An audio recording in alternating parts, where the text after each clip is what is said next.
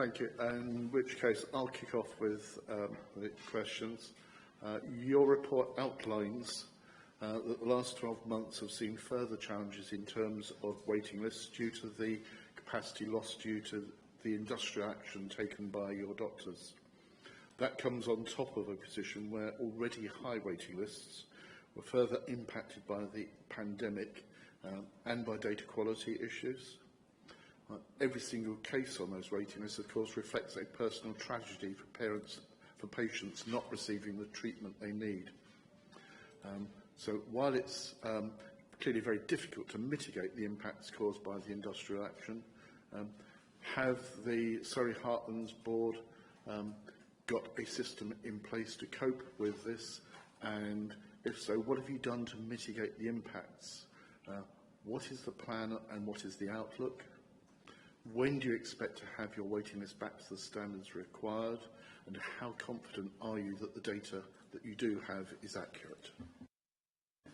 Thank you, Chair. There's a number of questions embroiled into that. So let's take them one by one.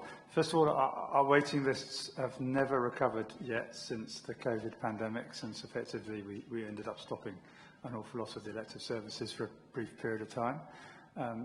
They're too high, and I think they're unacceptably high, especially if you think through the lens of our patients. Over the last year, there's been a number of challenges, of which industrial action was one of them. Clearly, without doctors and without nurses and without other clinical staff, it's very difficult to run a lot of the elective services, or at least run them safely.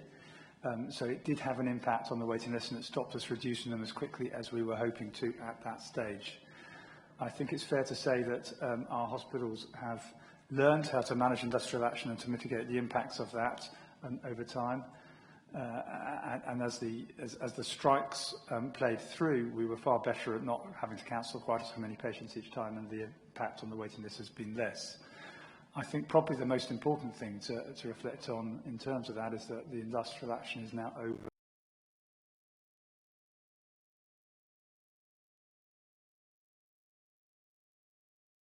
Issues at stake seem to be settled, at which point the most important thing is that we're hoping that industrial action will no longer continue and that we won't have to face this problem over the next year.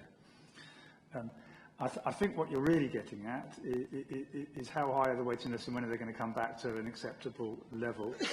My expectation is that they are still so high that it's going to take a number of years to get them back to where we want them to be. I know that our political masters are suggesting that they're going to try and resolve or get them back to where they need to be over this next parliamentary cycle, and that's what definitely we're trying to do.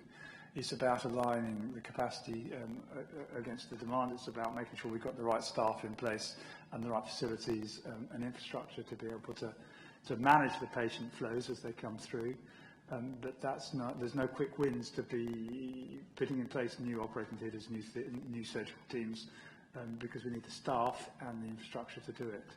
So although we've increased capacity very significantly, which has led to the waiting list coming down, they are not where they need to be in terms of constitutional standards, and we're expecting them to carry on coming down over this parliamentary cycle and over the next 4 to 5 years, and it will be 4 to 5 years, get back to where we need to be.